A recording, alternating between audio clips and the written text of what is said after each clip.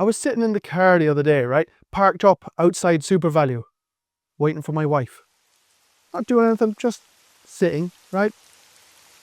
And without even notice, my hand drifted to my pocket and opened the phone, Facebook, Reddit. And before I'd formed a conscious thought, I was already 30 seconds deep into a feed of complete nonsense. Not because I needed to, and not because I wanted to, not because I was even curious, but because my brain couldn't tolerate 30 seconds of stillness. And I caught myself thinking, if prayer is a whisper, we've built a world that's too loud for God. And the mad thing is, it wasn't always like this. And it wasn't an accident. Your brain, it didn't break itself. You're not stupid. You're not lazy. There's a reason silence feels awkward now. A reason that scripture feels too slow. A reason that prayer feels like wasted time.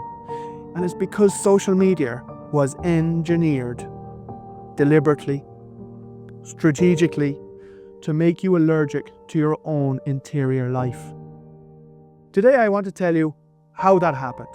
Not in a conspiracy kind of way, but in a real behind closed doors meetings where the modern attention machine was born and why it matters for your soul.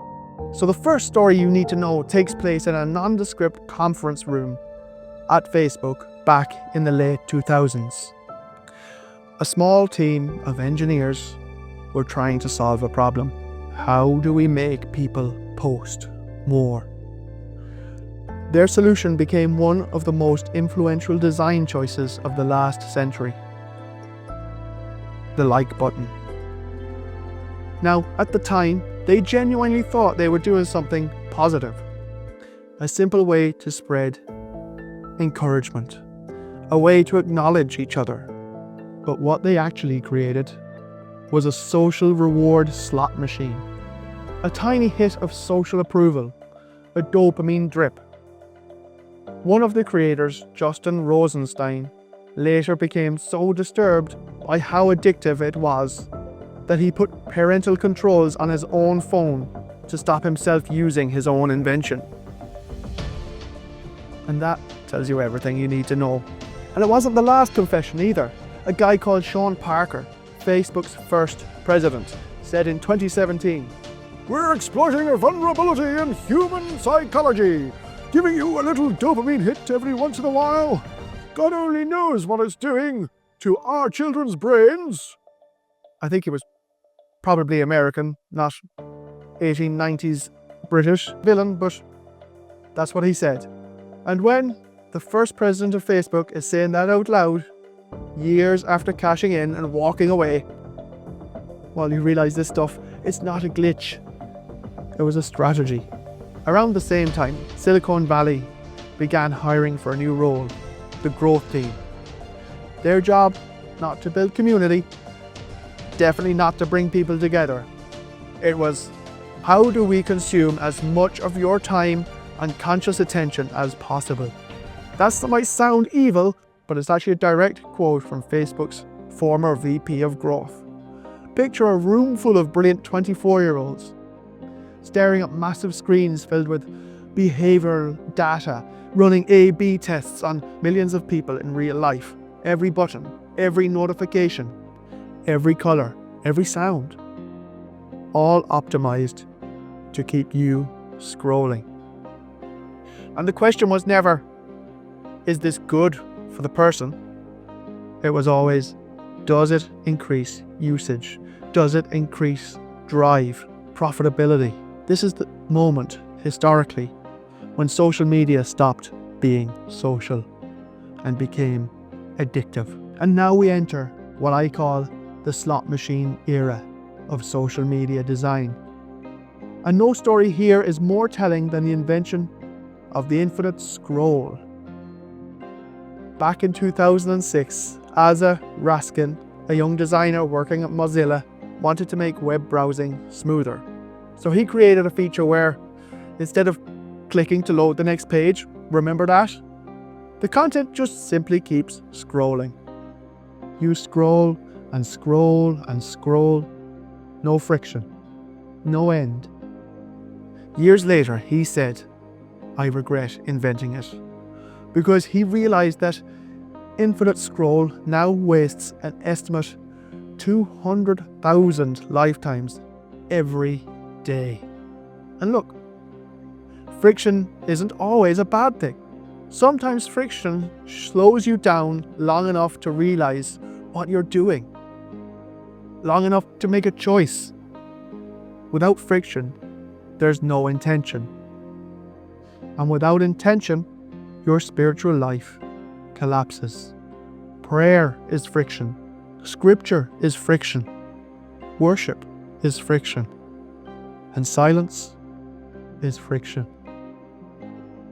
When the world removes all friction, it removes your capacity for depth. And it gets worse.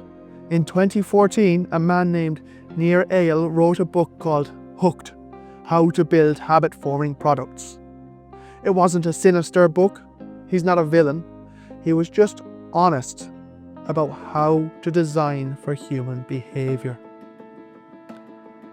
He laid out a simple model, right? Trigger, action, variable reward, investment. It was based partly on psychology of slot machines, the one-armed bandit, and this became a handbook, the handbook across Silicon Valley. Teams at Facebook, Instagram, Snapchat, YouTube, they all read it. It was passed around like a secret manual. So think about your own phone for a second. Trigger, boredom, loneliness, or even a notification. And the action is tap the app. Variable reward, you might see something new, you might not. Something shocking, something funny, something that hits you emotionally, or you might just see rubbish. And so the investment is, you scroll again. This is how you train a lab rat. Except it's us, it's not a rat. It's placed in our own pocket, buzzing beside the bed, waking you up at night, vibrating during dinner, calling out to us the second silence appears. The tech wasn't designed to help you think. It wasn't designed to help you. It was designed to stop you thinking. Around 2010 to 2012, our habits slowly unnoticed changed because something massive happened. Platforms stopped showing you your posts and your friends' posts in chronological order and switched to algorithmic feeds.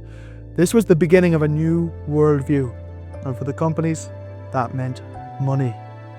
And for us, it meant the end of our digital innocence.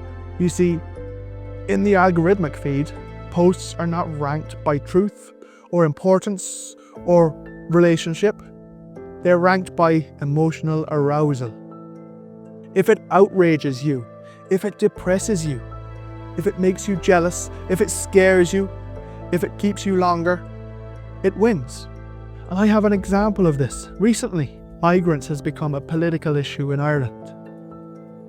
Now, a friend of mine, an acquaintance maybe, I haven't seen him in years. He hasn't interacted on my Facebook posts in years or me on his. And yet, every time I post anything with the word migrants in it, suddenly, he's the first person that sees that post, the first person that reacts. Because Facebook knows that and it pushes it to him. One Facebook developer described the algorithm as a race to the bottom of the brainstem. Not toward truth, you'll notice. Not toward goodness, toward intensity. And that's why the most extreme content rises to the top. Shit floats. The most sensational testimonies, the most dramatic deconstructions, the most provocative takes, the most divisive pastors. Not because they're helpful, but because they perform. Then, in 2021, the Facebook whistleblower Frances Haugen released internal documents showing that the company knew that Instagram was harming teen mental health, especially for girls. They knew it increased anxiety, depression, eating disorders, and self-harm. And they didn't fix it. Why? Because those same patterns also increased engagement. And when a company knows that something is harming you and chooses profits anyway, you have to realize you are not the customer. You're the product. Meanwhile, at YouTube, engineers were having what they literally called rabbit hole meetings.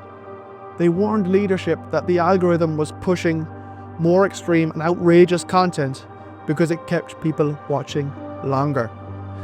An ex-Google engineer said, "The recommendation system was designed to maximize minutes watched, regardless of the consequences." And this brings us to TikTok, the final boss of attention. TikTok's For You page is the most advanced behavioral manipulation system ever created. It tracks dozens, even hundreds of micro interactions.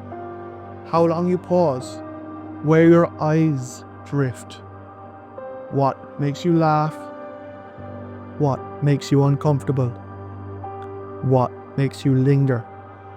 TikTok can profile you in minutes, and it can find precisely what keeps you watching, even if you couldn't explain it yourself. This isn't a feed, it's a mirror that feeds your insecurities, and it's now the world we carry in our pockets.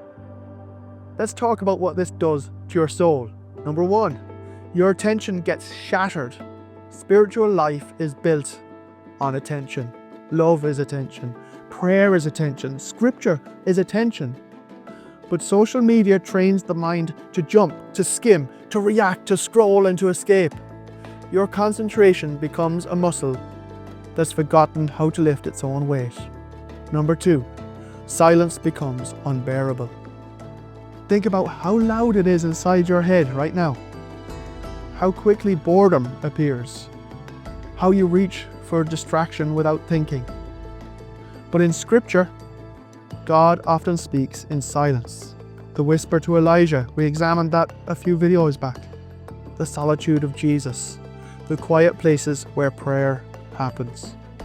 When you remove silence from your life, you remove one of the main places where God meets you. Number three, your identity gets outsourced. Instead of asking, who is God calling me to be? You ask, what does the algorithm reward? You become the version of yourself that platforms well online, not the version of yourself that reacts Christ. 4.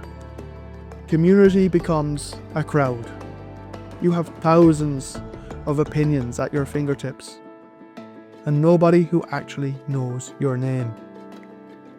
You can watch endless sermons, clips, testimonies, debates, and still have no one to pray for you, to sit with you, or help you, and help you become more like Jesus.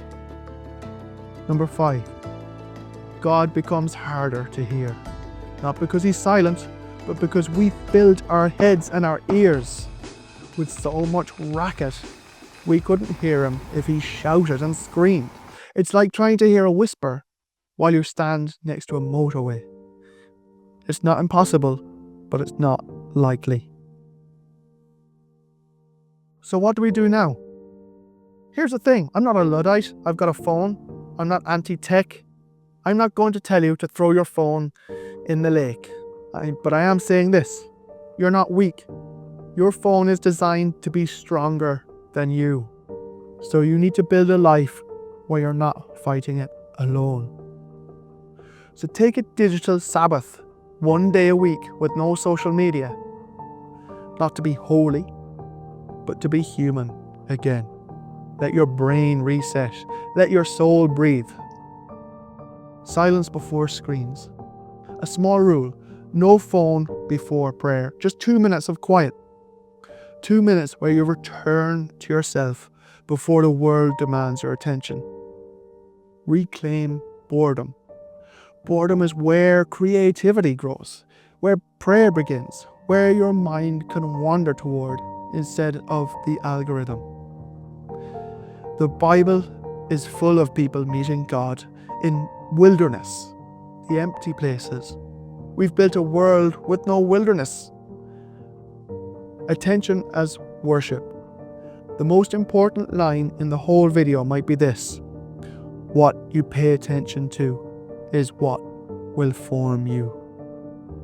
If your attention is shaped by anger, by outrage, or compassion, or envy, your soul will be too.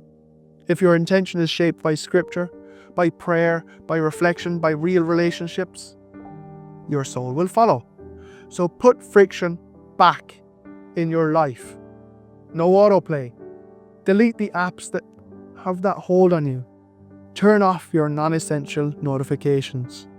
Make your phone slightly annoying again, because friction is a spiritual practice.